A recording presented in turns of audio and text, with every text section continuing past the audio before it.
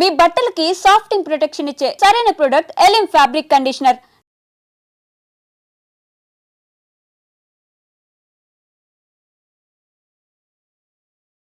Cherlapalli jail అనగానే అటు మావోయిస్టులు ఇటు యాక్షన్ టీం అందరూ ఉంటారు. అవును సార్. ఎలా జరిగింది? ఇటు మావోయిస్టులు ఉంటారు, ఐఎస్ఐ తీవ్రవాదులు ఉంటారు, అందరూ ఉంటారు. అయితే నేను సాధారణ ఖైదీగానే అందరిలాగానే ఉండేవాడిని. ఫస్ట్ జైలుకి పోయిన తర్వాత చాలా డిప్రెషన్కి వెళ్ళిపోయాను. డిప్రెషన్కి పోయిన తర్వాత కొంత, ఎందుకంటే లైఫ్ పడ్డ తర్వాత ఎవరైనా కూడా చాలా డిప్రెషన్కి పోతారు, ఏ ఖైదీ అయినా సరే. తర్వాత నేను మళ్ళీ ఒక 1 year దాకా నేను మళ్ళీ కోలుకున్న తర్వాత నాకు వర్క్ ఇచ్చారు అక్కడ. నాకు నచ్చిన వర్క్ ఇస్తే ఆ వర్క్ చేసుకుంటా నేను జైలు జీవితం గడిపినాను. అంటే ఒకప్పుడు చర్లపల్లి జైలు అనగానే సెల్ ఫోన్లు, గాంజా ఇవన్నీ లోపలికి వచ్చేవి. ఎవరికైనా బయట మర్డర్ చేయాలంటే ఒక లోపల కాన్స్పిరసీ అంటే మీటింగ్ పెట్టుకుని చేసేవారు అనేది బయట స్టోరీలు వచ్చేవి. అదేవిధంగా సిబిఐ కూడా ఛార్జ్ షీట్ వేసింది పరిటాల రవి మర్డర్ కేసు. అవునవును సార్. తర్వాత మార్పు వచ్చింది జైల్లో. అప్పటికి ఇప్పటికి జైలు చాలా మారిపోయింది సార్. అంటే మీరు పరిటాల రవి అన్నని చంపటానికి ప్లాన్ చేసి కూడా జైలే, చర్లపల్లి జైలు నుంచే జరిగింది. అది వాస్తవం. అది కానీ అప్పుడున్న రోజులు ఇప్పుడు చర్లపల్లి జైల్లో కానీ ఇక్కడ మన తెలంగాణ ఏ జైల్లో లేవు. ఫోన్లు అనేది అప్పటికి 2015 వరకే లాస్ట్. మొబైల్స్ 14 వరకు లాస్ట్. ఇప్పుడు ఫోన్లు కాదు, కనీసం ఒక అగ్గిపుల్ల రావాలంటే కూడా రాదు జైలు. లోపటే ఫోన్ ఉంది కదా, మాట్లాడుకోవచ్చు కదా. అంటే 2 times మన గవర్నమెంట్ లీగల్, అది లీగల్ ఫోన్ సౌకర్యము. వారానికి 2 సార్లు ఫోన్ సౌకర్యం ఉంటుంది. అట్లా మాట్లాడుకోవచ్చు. ఏదైనా అదన ఫోన్ కాల్స్ కావాలంటే అక్కడ సూపరింటెండెంట్ పర్మిషన్ ఉంటే ఇంకో కాల్ కూడా చేసుకోవచ్చు. అంటే ఒకప్పుడు జైల్లో భోజనం బాగోదు అని ఒక వార్త ఉండేది, ఇప్పుడు బాగుందా? ఎవరైతే జైళ్ల శాఖ డీజీ వికే సింగ్ వచ్చిన తర్వాత జైలు మొత్తం, తెలంగాణ జైలు రూపురేఖలు మొత్తం మారిపోయినాయి. అంటే ఖైదీల ప్రవర్తన, అంటే సత్ప్రవర్తన, ప్రతి జైళ్ళల్లో కూడా ఉన్నతి ప్రోగ్రాంలు పెట్టి ఖైదీలో ఉన్న నేర స్వభావాన్ని తొలగించి వాళ్ళని మళ్ళీ కూడా సమాజంలో ఒక మంచి పౌరులుగా కలపాలనేది చాలా చాలా పథకాలు తీసుకొచ్చిండు ఎవరు వికే సింగ్. ఖైదీలకు స్పోర్ట్స్ అంటే ఆటల ప్రోగ్రాం పెట్టడం, అక్కడ అంటే కొన్ని జిల్లా జైలు, సెంట్రల్ జైళ్ళలో, అన్ని జైళ్ళలో వచ్చి ఖైదీలు అక్కడ ఆటల ప్రోగ్రాంలు పెట్టడం జరిగింది. తర్వాత అక్కడున్న సూపరింటెండెంట్లు కూడా మంచి ఖైదీల పట్ల మంచి స్వభావం ఉండేది.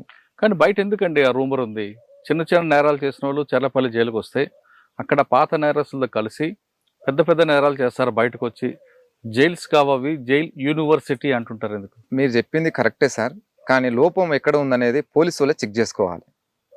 ఇప్పుడు అంటే నేను ఉన్నతి క్లాసులో పనిచేసిన 2 సంవత్సరాలు. అక్కడంతా కూడా రిపీటర్స్ వచ్చే ఖైదీలని మేము కౌన్సిలింగే మా పని. వాళ్ళు చెప్పేవాళ్ళు ఖైదీలు, అన్న నేను ఒక్క కేసు చేస్తే నా మీద 10 కేసులు మోపుతున్నారు అన్న, నేరాన్ని కూడా నా మీద మోపుతున్నారు అని చెప్పి. మరి దీనివల్ల మరి నీకేమనిపిస్తుంది అని అడిగితే, అన్న చేయని దానికి చేసిన ఒక్క కేసుకు 10 కేసులు మోపితే మళ్ళీ బయటికి పోయిన తర్వాత వాళ్ళు పోలీసులు ఊకుంటారన్నా, మళ్ళీ ఒక 10 కేసులు వేస్తారు, కాబట్టి మాకు అదే మార్గం కరెక్ట్ అనిపిస్తుంది అని అంటున్నాను. కానీ ఇదంతా రొటీన్ స్టోరీ అంటారు పోలీసులు. లేదు, క్రిమినల్ చెప్పే మాట ఇది లేదు. ఒక సిఐ డైరెక్ట్గా అన్నాడు, కుషాయిగూడ సిఐ అనుకుంటా.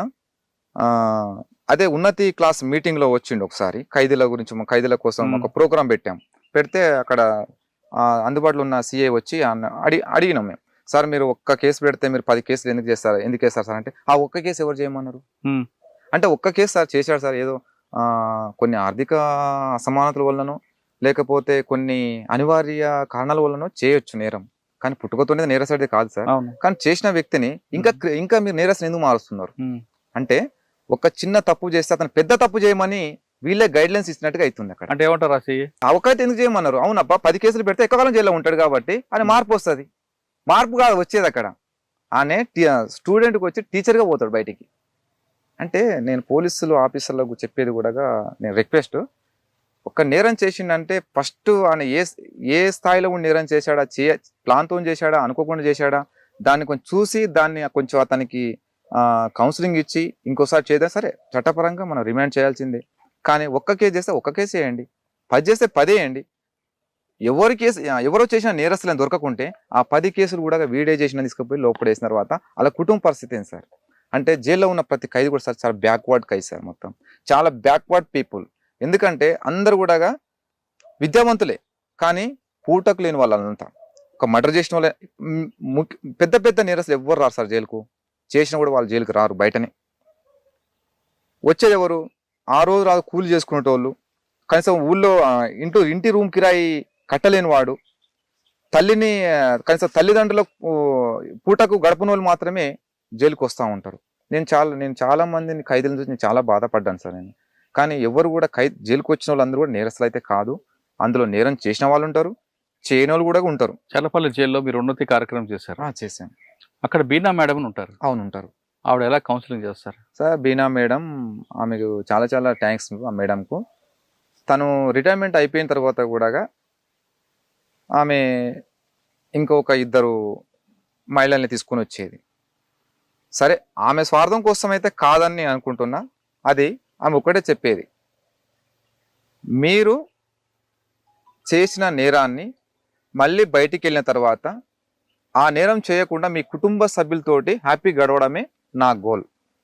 అయితే ఆమె కూడా మార్చాలని అంటే ఆమె మనకు కావాలి గైడ్లైన్స్ ఇస్తుంది అంతే.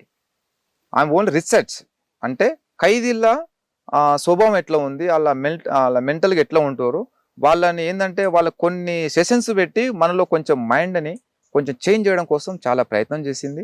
చాలా మంది కూడా ఆమె వల్ల మారి కూడా బయటికి వెళ్ళిన తర్వాత వాళ్ళకు ఉపాధి కూడా దొరికేటట్టు కూడా ఆమె చేసింది. అది కూడా జైళ్ళ శాఖ నుంచి ఒక టీ అది పెట్టుకోవడం, టీ డబ్బా పెట్టుకోవడం కానీ, పెట్రోల్ బంక్లో ఉద్యోగాలు అక్కడ ఇవ్వడం కానీ ఆమె చేసింది. అంటే ఆవిడ చేసే మంచి పని కాదనట్లేదు, వికే సింగ్ గారు చేసిన కార్యక్రమాన్ని ఎవరు తప్పట్లేదు. కానీ ఇప్పుడు మీకు ఎగ్జాంపుల్ బాలలింగం, అవును, మీకు ఎదురై ఉంటాడు, ఎదురైన చూసిన నేను. బయటకు వచ్చాడు, ఆయన కోసం పెట్రోల్ పంప్ లో ఒక జాబ్ ఇచ్చారు వికే సింగ్ గారు. అక్కడ ఉన్నప్పుడు కూడా ఆయన మారాను నాకు అని చెప్తున్న వ్యక్తి తిరిగి మళ్ళీ అదే బాట పెట్టి మళ్ళీ జైలుకి వెళ్ళాడు. మనం ఏ విధంగా అర్థం చేసుకోవాలి సార్? నేను జైల్లో ఉన్నప్పుడే ఒక క్రైమ్ డిపార్ట్మెంట్ వచ్చి సీసీ కెమెరాలో ఒక ఫుటేజ్ చూపించారు. ఇతను తెలుసా అంటే, అరే ఇతను మన దగ్గర ఉంటాడు కదా, ఇక్కడ పెట్రోల్ బంక్ లో పనిచేస్తారని చెప్పినాం. అది దొంగతనం చేసిన విషయం నాకు తెలియదు, పెట్రోల్ బంక్ లో చేసిన విషయం నాకు తెలుసు. సరే, ఇప్పుడు ఆయన మారినని చెప్పుకున్నాడు, బయటకు పోయి పెట్రోల్ బంక్ లో ఉన్నాడు, మళ్ళీ దొంగతనాలు చేసిండంటే సరే చేయొచ్చు, చేయలేదని అనలేము. ఎందుకంటే ఇప్పుడున్న సమాజంలో యువత లగ్జరీకి అలవాటు పడిపోయింది. తాగుడు, మంచి కార్లు కావాలని, బంగ్లాలు కావాలని, అలాంటి కల్చర్కి అలవాటు అయిపోయిన తర్వాత వీడేమో ఎందుకంటే ఇంకా చాలా కింద ఉన్నాడు కదా, మరి నేను అట్లా ఎదగాలి కాబట్టి మరి ఏం చేయాలి, మరి ఇంట్లో కుటుంబాన్ని పోషించలేకపోతున్నా, నా తల్లిదండ్రులు పోషించలేకపోతున్నా, వచ్చిన పెట్రోల్ బంక్ లో చేసిన 10,000తో నేను ఏం సంపాదించాలా అంటే అతనికి నేను అనుకుంటున్నా అతనికి ఏమైంది అంటే, ఈ 10,000తోటి నేను నా కుటుంబం పోషించలేను, నా భార్య పిల్లల్ని పోషించలేను, నేను బతకలేను, కాబట్టి నాకు దొంగతనమే మార్గం అనుకొని చేసి ఉంటాడు. లోపలికి వచ్చి మాట్లాడాడు ఎప్పుడైనా మీతో? వచ్చాడు. అంటే రిలీజ్ అయినాక ఒకసారి ఉన్నతిలో ప్రోగ్రామ్ కు రమ్మంటే వచ్చి చెప్పాడు, నేను మారిపోయినా మంచిగున్నా అని చెప్పిండు. కానీ మంచిదే, సంతోషం కదా. ఇక బయటికి వెళ్ళిన తర్వాత మారి పెళ్లి చేసుకున్నాడు అంటే కూడా పెళ్లి చేసుకున్నాడంట, సంతోషం అనుకున్నాం. కానీ ఒక పెట్రోల్ బంక్ లో పనిచేస్తే 10,000తో ఎవరు బతకలేరు ఇప్పుడు. అంటే ఫస్ట్ అతనికి లైఫ్ సెటిల్ కావాలంటే ప్రభుత్వం, అంటే ఇలాంటి నేరస్తులని ప్రభుత్వం ఆదుకోవాలి. అంటే వాళ్ళకున్న ఆర్థిక స్తోమతను బట్టి భూమి ఇవ్వడమా, లేకుంటే ఇంకా పెద్ద కంపెనీలు ఏమైనా పెట్టడమా, అట్లాంటి చేస్తే వాళ్ళు నేరం వైపు వెళ్ళి. ఒక మనిషి బతకాలంటే 5,000 రూపాయల నుంచి కూడా బతకచ్చు, 5 లక్షలు కూడా బతకచ్చు, సరిపోదు అనుకుంటే. 10,000 రూపాయలు ఉద్యోగం సంపాదించిన వ్యక్తికి బతకాలనుకుంటే తప్పు చేయకుండా బతకొచ్చు. కానీ నేను విలాసాలకు వెళ్ళాలనుకుంటే 10,000 కాదు కదా, 10 లక్షలు కూడా సరిపో.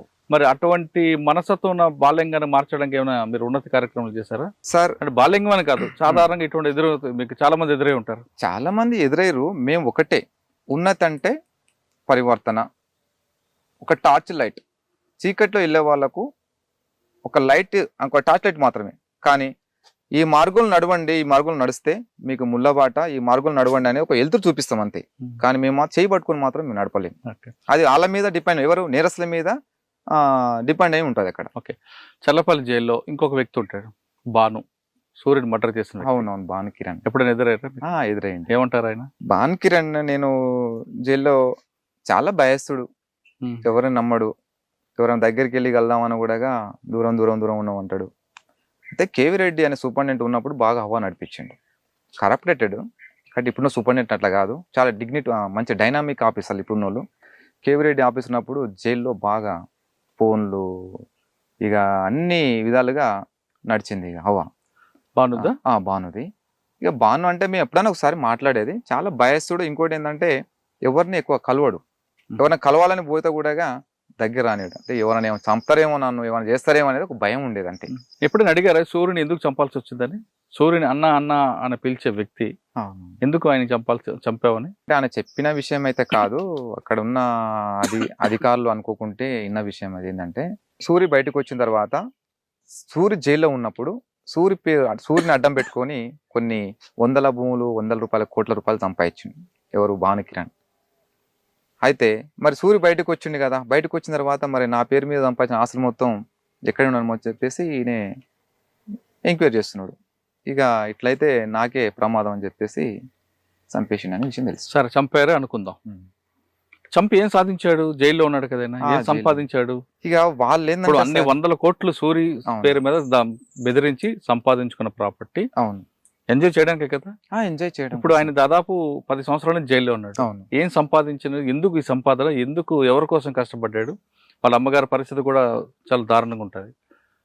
అంటే ఆ క్షణికావేశం తీసుకున్న నిర్ణయమా, లేదు భయపడి తీసుకున్న నిర్ణయమా? భయపడి తీసుకున్న నిర్ణయం కాదు, కుట్రతోటే అతన్ని చంపేస్తే మళ్ళీ పైకి ఎదగవచ్చు. ఎందుకంటే ఆయన అనుకున్న లక్ష్యం సాధించలేదు కదా. అంటే ఆయన ఏమనుకున్నాడంటే ప్రభుత్వాలు అంతా నా చేతిలో ఉన్నాయి, డబ్బు పెట్టి ఏమైనా కొనొచ్చు అట్లా అనుకొని చేసిండు. కానీ అప్పుడున్న ప్రభుత్వాలు ఇప్పుడు లేవు. ఇప్పుడు న్యాయ వ్యవస్థలు కూడా చాలా మంచి నిర్ణయాలు తీసుకుంటున్నాయి, న్యాయం వైపే వాళ్ళు కూడా తీర్పులు చెప్తున్నారు. కానీ ఈయన చేసింది నేరం కాబట్టి ఆయన లోపడేసి. ఓకే, భాను విషయం పక్కన పెడతాం. గణేష్ అన్న బాగుండు సుబ్బరామరెడ్డి కేసులో ఉన్నాడు. అవును, ఆయన ఇప్పుడు మాట్లాడారు మీరు? మీరు మాట్లాడేది, రోజు కలుస్తా ఆయనతో. ఆయనతో పాటు నేను కూడా సంవత్సరం దాకా ఉన్న జైల్లో. మంచి హెల్పింగ్ నేచర్ సార్ గణేష్ అన్న, నిస్వార్థపరుడు, కల్మషం లేని మనిషి. తను ప్రతి ఖైదీ కూడా వచ్చిన ఖైదీలకు మంచి వాళ్ళకు ధైర్యం చెప్పడం, వాళ్ళకు మంచి, అంటే వ్యక్తిగతంగా కానీ చాలా మంచిగా ఉంటాడు గణేష్. ఇంకా మీకు చాలా మంది ఖైదీలు చూస్తుంటారు కదా, మీకు బాగా నచ్చిన వ్యక్తి చెప్పండి ఒకటి. ఖైదీలనా? ఖైదీలు సార్, నా ఖైదీలు అంతా నా సోదరులే. కానీ నేను ఆఫీసర్లు అంటే చెప్తా గానీ ఖైదీలు అంటే అందరూ, ఎందుకంటే అంటే చిన్న చిన్న నేరాలు కూడా చేసి వస్తుంటారు కదా, ఆ విధంగా వచ్చి బాధపడే వాళ్ళు ఎవరైనా కనబడ్డారు? చాలా మంది సార్. నేను అంటే ఒక్కరంటే నేను అంత గుర్తుపట్టాను, కానీ నేను ఫోన్ సెక్షన్ లో చేసిన. నేను అయితే నేను ఫస్ట్ ములాఖాత్ సెక్షన్ కూడా చేసిన. ములాఖాత్ సెక్షన్ అంటే ఒక జైలరు ఇన్ఛార్జ్ లేకుండా కూడా నేనే నడిపించేది. అది కూడా నా మీద నమ్మకంతో పెట్టారు. అది